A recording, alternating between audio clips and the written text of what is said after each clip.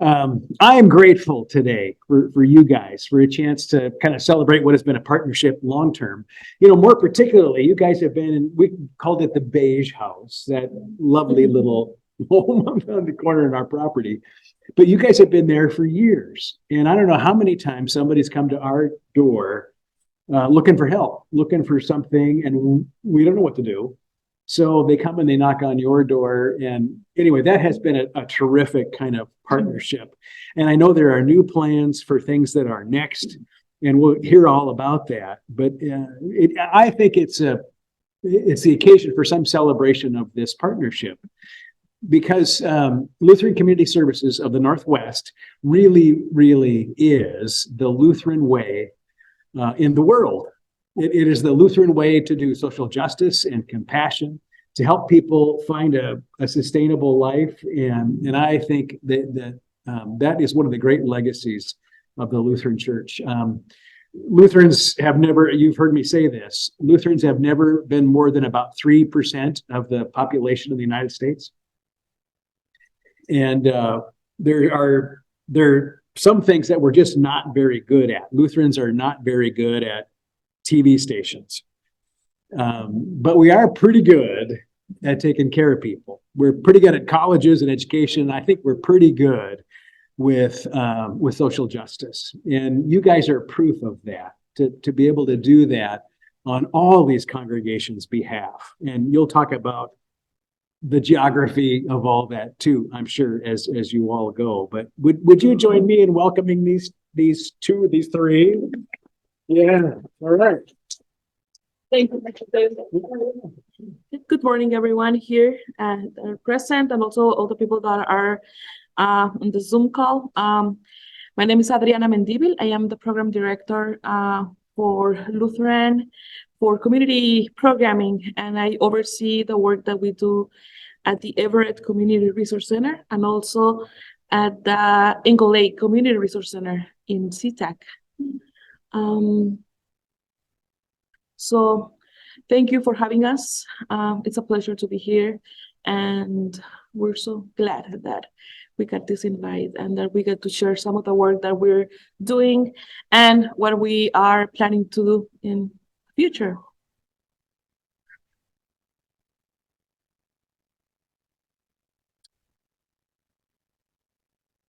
Okay, just quickly, who we are, Lutheran. The work that we've been doing goes back to 1921, even predating the Great Depression. This started in Tacoma, and it was to help families in need back then. And throughout the 1940s, Lutherans started providing services for refugees coming to the area. And since then, that's been the focus of the work that it's been done in the region. And right now we have 7 district offices in 3 different states, Washington, Oregon, and Idaho. And we're serving more than 50,000 people of all ages every year throughout our offices. Our primary lines of service are behavioral health, child welfare, senior services, refugees and immigrants, and family and community support. So recently, a year ago or so, we merged our 2 different districts within our agency. And instead of being south and north, we became the greater Puget Sound district. So that means that more offices from different cities are joined now together. And this is making us stronger. This is making us work all together for the same purpose of serving the different communities. And now we provide services as great as the GPS district in King County, Clallam, Pierce, and Snohomish. We primarily serve refugees, immigrants, asylum seekers, seniors, and also unhoused people. Our staff is incredibly diverse, with over 30 languages spoken among our staff, and more than 60% are Black, Indigenous, of people of color. Many of our team workers, our colleagues, are refugees themselves or are immigrants themselves. And I am an example of that. I'm an immigrant from Mexico, as well as Yolanda. We both come from Mexico, but we have colleagues from every country in the world, and I think that makes the work that we do and the services that we provide even stronger, because we have the cultural knowledge and also language skills that help us serve better the communities, and also the experience. I mean, we've been in these situations as like the people that we're supporting right now, so we know what it feels like to be in a different country, in a new place, in a place where we don't speak the language, that we have to learn, and that all systems are different. So I think having a very diverse staff makes our agency very strong and help us provide better services for our community. We have offices in SeaTac, Seattle, Everett, Kent, Port Angeles, and Tacoma as part of our district.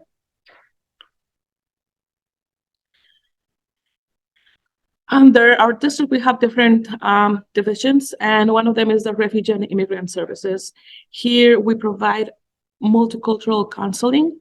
So we have a group of mental health counselors that are also, like many of them, from other regions of the world, and they speak very different languages, and they support refugees in providing counseling for them. Many of these people have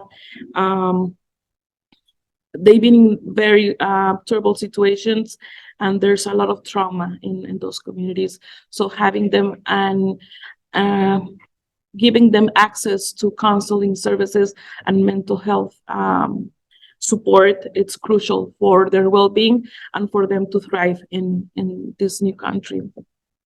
We also have our refugee foster care. Here we serve refugees, children, and youth.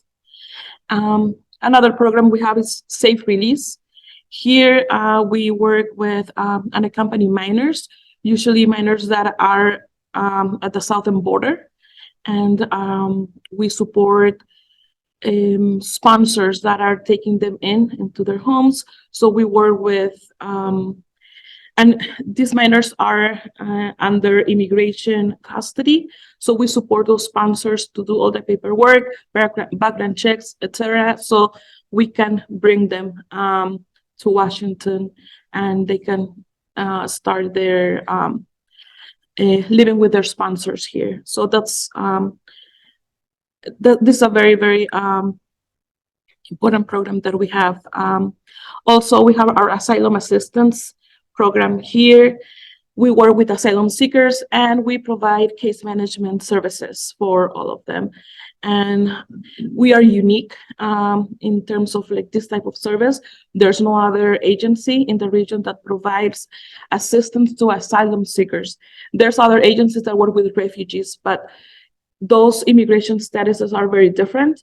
When refugees come in, they already have a number of services or rights that they can access directly, but people that are asylum seekers, they don't have access to many government benefits. Let's say they don't have access to many other programs because of their immigration status. So, I'm sorry? How do they find you? We try to do outreach as much as possible, and we also have, let's say, our LEAP program. We go directly to the Seattle Immigration Court, and we meet families there. So that's when we offer our services as well. And we are very well known in the community and among other community providers that we have this very unique program. So we get referrals from other community providers because we have the capacity of providing this service. And we also have a refugee health promotion program, and LEAP, it's our legal education and advocacy program. This is a program that I just mentioned that goes directly to the Seattle Immigration Court, and assist and provide education to people that are going through their immigration hearings, and give them some orientation of what to do, and explain next steps. People go to their immigration hearings without knowing anything. They don't understand why they're there or the process. So our staff are bilingual. Because most of these clients are Spanish speakers, so they get assistance in their own language, and they get educated on what their immigration process is. And we also have our refugee resettlement program, and this is based out of our Tacoma office. Another very important service that we provide are directly with seniors, and most of this work is done out of our Tacoma office, but we make referrals from our different locations.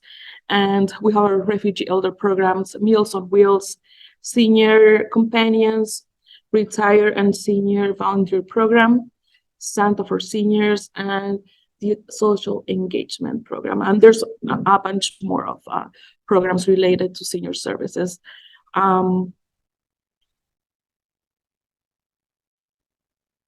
Another big thing that we focus on at Lutheran are our community resource centers.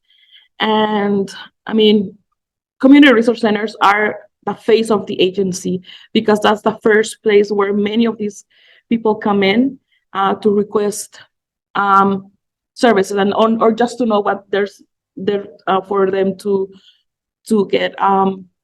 So community centers are the face of the agency, and once the community comes to us, then we assess what the needs are, and then we decide if we have the support among our internal programs.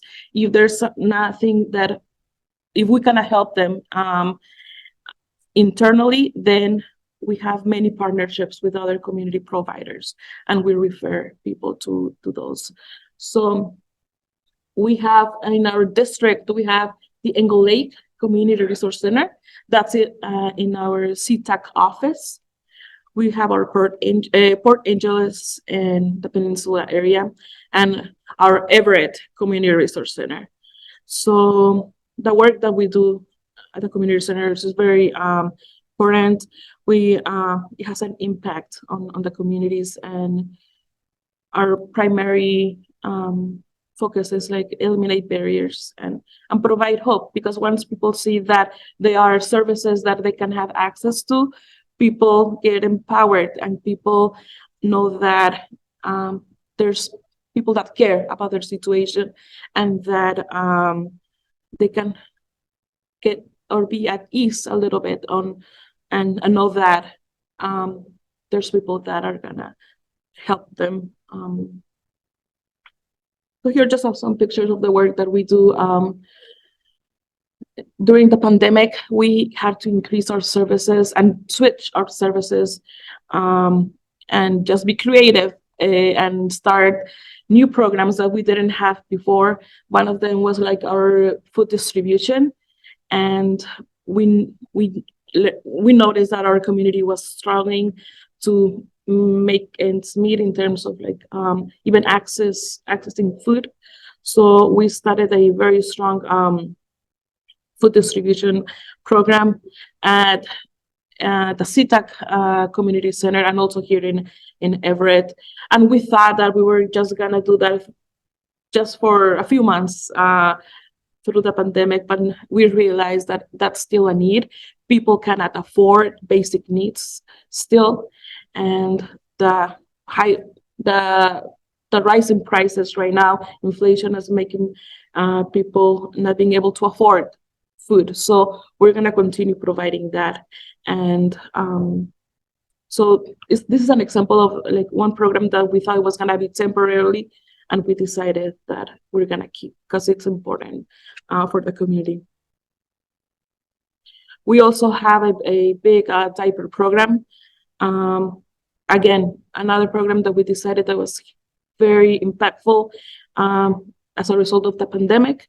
So families cannot afford diapers. That's a reality, and it's something that we needed to address, and we needed to treat it as even like a public health concern, because if people don't have access to diapers, then children get sick.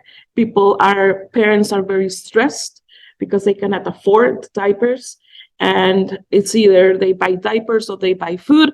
So it's not fair to have families in this situation. So we have a very strong program diaper at the community centers, and I mean Everett included. If we had extra diapers or stuff, we would like want to do them. Yes, either one of us. Bless you. And Do you do nourishment, like baby food, or just diapers? we can get baby food also. I mean, if any donations of baby food or wipes, it's welcome. And I mean, what do we do here at the Everett Community Center and the Familias Unidas program? We assist the community with basic necessities like food, hygiene items, diapers. We have mental health support. Right now, we are doing a partnership with a CMAR clinic, and we're providing mental health workshops in Spanish for the Latino community here in Everett. And once a month, one of their counselors comes to our site and talks to a group of people, and then they get referred to a CMAR clinic to continue accessing affordable mental health sessions. We also help with DSHS and government benefit applications. We have one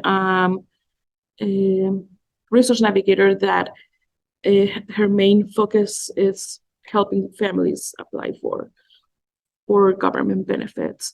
We also provide employment services, help people with job search, resumes, cover letters, and applications. We also distribute emergency clothing and household items. We have our back to school program that happens in around August, and we try to get donations of school supplies and distribute them, and backpacks, and distribute them among the community. And in December, we have our holiday giving for children. We get donations of toys, and then we create like packages and have families come in and first like sign up, and depending on the number of children they have at their home, then we distribute those in December. Again, when we don't have the capacity internally, or we don't have a program that can support a family, then we have our referral program, and we work with other community providers and refer them to other programs. But I mean, it's different than people just showing up there. I mean, they already have a referral, so we communicate first with other partners, explain the situation, and they know us, and there's always like a good communication among different providers here in Everett. So that makes our clients to feel that, okay, I'm being sent to a different location, to a different office, but they don't have to explain themselves again. They don't have to talk about it again, because they already know. Our partners already know why we're sending them to them. And of course, we have our housing services. We have resource navigation, and also rapid rehousing. Those two contracts are through Snohomish County, and people get referred to us through coordinated entry. And of course, we offer community classes. And through the pandemic, I mean, we had to stop many of those classes, but we're hoping that we can bring back our citizenship classes, ESL, and physical activities to our new location. Talking about our new place, this is our new address. We are close to downtown Everett, and that's the building right there, and our address. Yes, right next to, yeah, to those, yeah. Yes. And you know how many square feet are there? I'm sorry? Well, square feet is a much bigger space. I think it's close to 12,000 square feet. Yeah. So it is a big space. And I think the reason of why we decided to do this, to make, to move to a different location, is because we are committed to the Everett community, and we want to expand our services. We want to grow, and we needed a much better, like a much bigger space for that. Like, and we're working on that, on expanding services and increase our staff capacity and just continue the work. You know, we're sorry to see you go off this campus, but everybody totally gets it. I mean, that's a no-brainer. You can be closer to the people you're trying to serve and do it in a facility that can accommodate. That's, yeah, obviously the right thing. No, we do reserve the right to show up at the ribbon cutting and everything. Definitely. Yes, and yes, and just and even though, I mean, it's been great to be here, like close to the church and at the house here. I think location-wise, we are in a much, like, the new site is much better located, and it has easy access for the community. There's like a bus stop right in front of the building, so that is gonna make a huge difference in terms of people being able to access our services. So we're very excited for that, and we are getting ready because we know that there's gonna be more and more people coming in and ask for help. So how soon do you hope to be done? I'm sorry? How soon do you hope to be done? We moved in, and we actually started services already because we didn't want to have our community like wait for too long, but we haven't had like the official opening that, I don't know. So yes, we haven't got the ribbon yet, so we're gonna let you guys know when once we have that date settled. It's just that we needed to continue providing services, that because we have the diaper program, the food program, all of that. So as soon as we got internet access and we had electricity, we're like, okay, let's open, because we needed to continue. But the official opening, we're gonna share that date with you. Monday to Friday. Now we're gonna be Monday through Thursday in person at the center, and on Fridays we have services through over the phone. And just how to help, right now we have our volunteering opportunities. If anyone is interested, I'll leave my information here, and I can share any volunteering that we have. And right now we're in the need of hygiene items. So if anyone is interested in donating shampoo, soap, deodorant, anything that you can think of that could be useful for us, for hygiene, I mean, we can receive those as well. Will those items be left here, or do we take them down here? If you bring them here, if it's easier for you, we can come and pick them up. Definitely, we can do that. Yes. A lot of you have seen that kind of shopping cart down there by the man, it's on TV, and yeah, we maybe with some signage and stuff, we can make sure that there's a clear way for people to understand what it is they need, and that goes right to the And the reason why we're trying to increase our hygiene items stock is because now that we are in this area, we've seen a much a bigger access for unhoused people. Now they're noticing we are there, they're stopping, and so hygiene items is something that we can help them directly at our center. So that's why we're trying to have more access to those right now. There's a lot of people carrying all the gear with them. Do you want smaller bottles? Yes, Like a little. like that. Yeah, and we can take any sizes because we also have families. So for unhoused people, maybe like smaller bottles are easier for them to carry, but also we have families that are in need of hygiene items. So for a family, I mean, a regular bottle of shampoo or soap bar, I mean, it's good. And here's my information, but I'm not gonna leave my card and flyers. If you have any questions, suggestions, or anything for if you're interested in the volunteering opportunities, you can contact me or Yolanda. Yolanda is our program coordinator. She's the one that is there every day. She's the one that opens the office, the one that closes the office, and we cannot thank enough the work that Yolanda she's been doing for the community. And I'm kind of new to the work that we're doing here in Everett. I had more time in CTAC, and so I was able to see like how the community respects Yolanda, they trust her. So it is we're so glad that she's continuing the work with us. And Yolanda, if you want to say something. Thank you, Adriana. Well, good morning, and thank you for letting us be here. It's a great opportunity to say thank you, Pastor David. Thank you, Beth. Thank you for all the staff you have here. Always during 8 years I'm working here. They are amazing. They share with me many things, and I will appreciate all the donations you did for my families. And I say my families because it's part of Familias Unidas.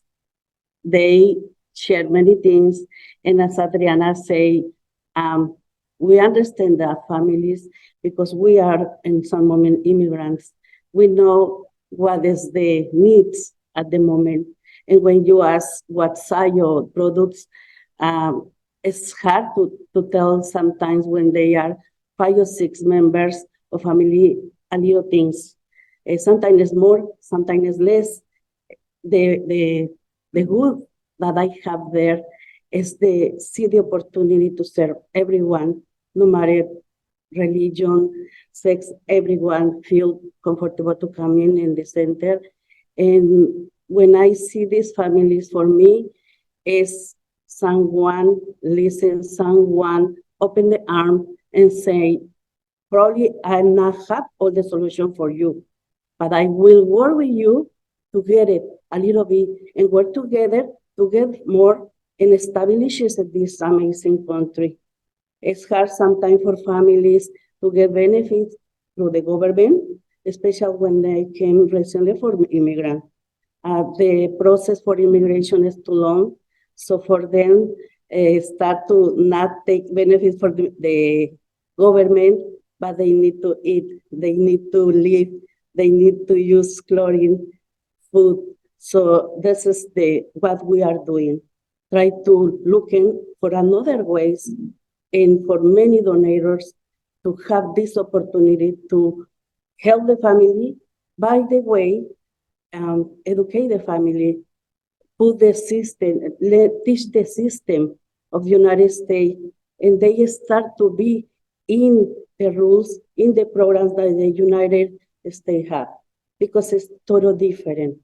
One opportunity to have a mental counseling for us is really important, especially because in our culture, mental counseling has many taboos, especially because sometimes in our country, this is the last thing the people need when they need to start thinking in how they will eat. So the mental counseling is not like realistic for poor families. But here they have the opportunity.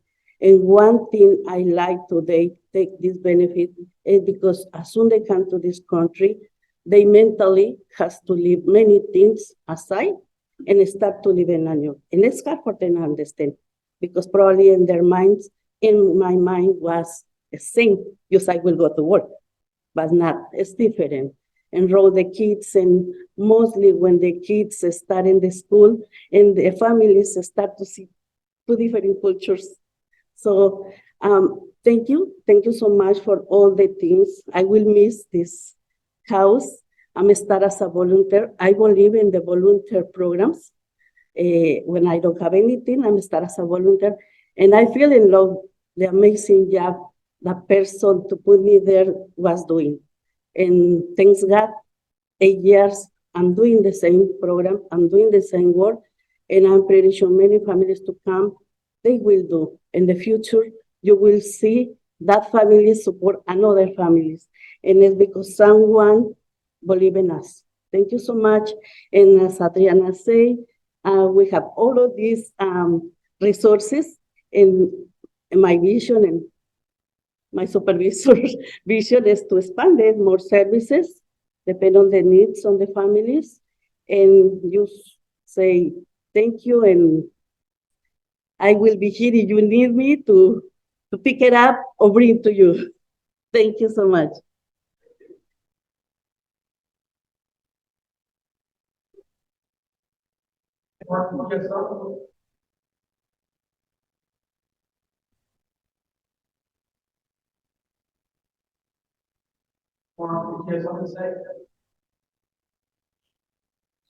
Yeah, I've got a question. You mentioned that there's a foster program, and I assume this is for the large number of undocumented children that are showing up at the border. And recently in the news, there's been issues with a lot of these undocumented young people that are put in foster homes. They're being put to work against the rules of the child labor laws here in the United States. Do you have some sort of audit program or way of ensuring that this isn't happening to the kids that you're placing in these foster homes? Okay, the foster. Mhm.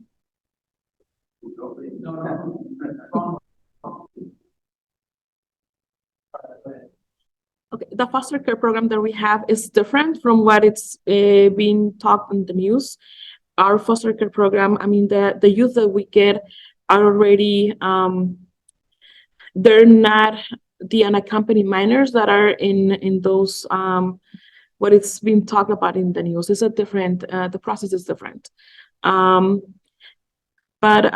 for the safe release program, the other one that we work with unaccompanied minors that are coming from the southern border, the people that are sponsoring these children are either family members or family friends. So it's not just random people here that are sponsoring those children. So in that sense, we don't, I mean, we don't have that concern, because that's not like what we're doing in those two programs. It's different.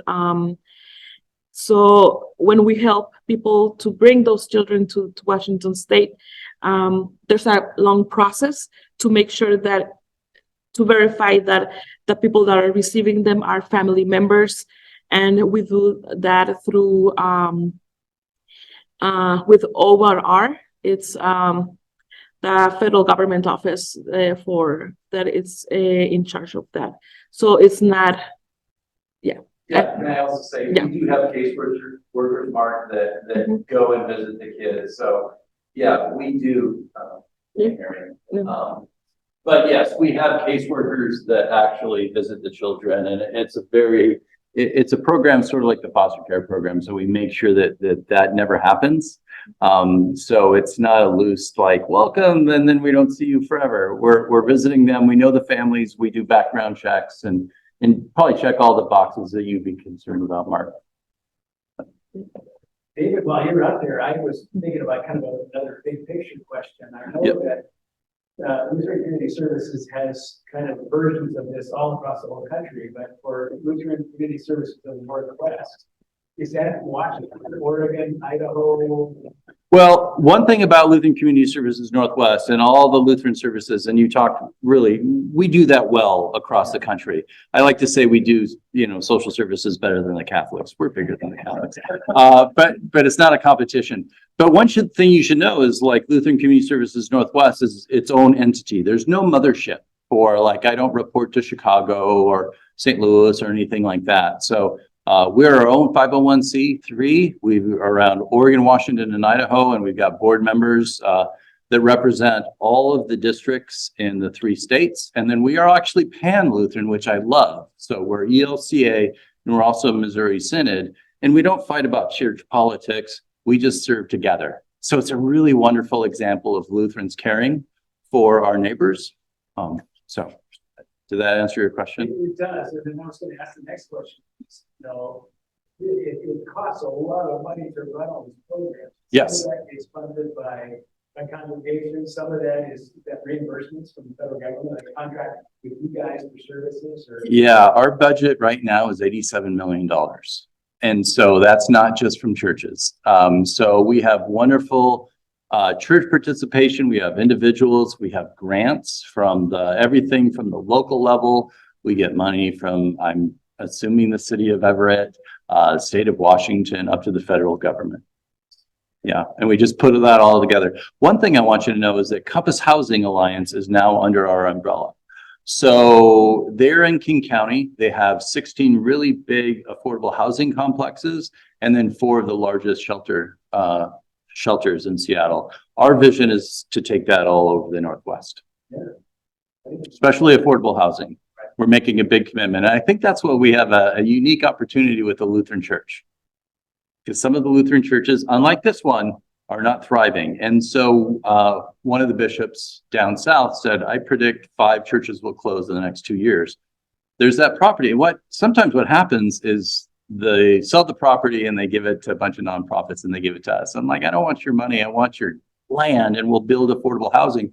And maybe you can still worship in that building. So that's not happening tomorrow, but hopefully, yeah, we're having a lot of conversations about that. one of the things that popped into my head, I keep kind of half teasing about a grand opening, but it may be that would be an occasion for community leaders, for certainly people from our state leaders. But, there are folks who serve in public office who have some connection to the congregation. I would just love to see lots of people cheering that on. We can make that happen. We will make that happen. Yeah, I want to be back for a ribbon cutting, but I don't want to cut the ribbon. You guys get to cut the ribbon. These two do all the hard work. So I'll just stand back and cheer. Oh, nice. Yeah. It's a good opportunity to let people know what we're doing, because we used to have more of these community centers. And we unfortunately just financially couldn't make them go. I think we're learning how to do it better now, because of you guys have taught us how to do it well. So it's pretty exciting that we're expanding our services. It's branded as a Lutheran service for the building and everything, or is it? Oh, the building's built. Yeah, we didn't build it. We've learned, through hardship, just go find a turnkey building and start serving. So, yeah.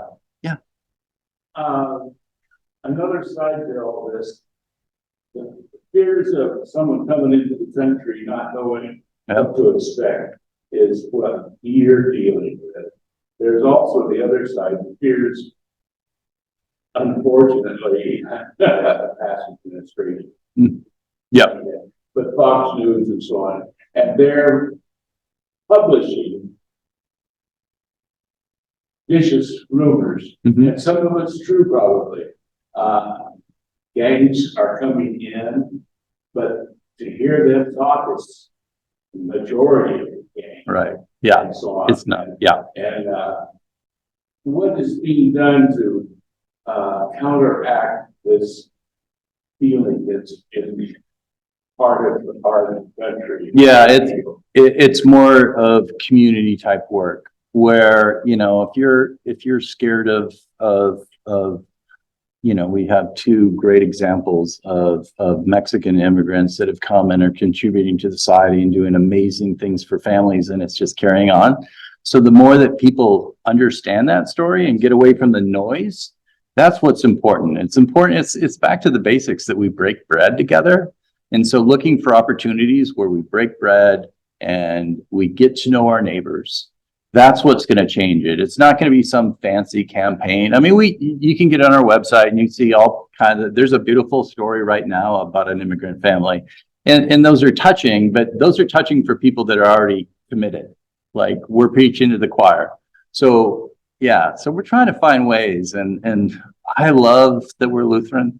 I just love it. And I think that's a message we have that is very appealing, especially to our young folks.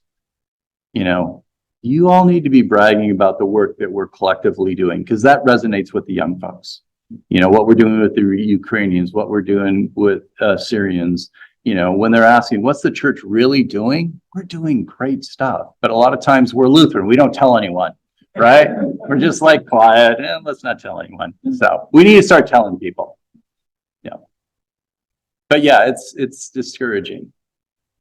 That was kind of the line of thinking with my question is that building branded Lutheran? Oh, yes, it will be. I don't know if it is yet. Yeah. We're doing better about branding ourselves with Lutheran. So yeah. We've got 63 offices around the Northwest, so we've got an opportunity to brand. And yeah, as long as I'm here, we'll always have Lutheran in the name. Well, as kind of that pointed out, you will all join me in thanking and we're giving.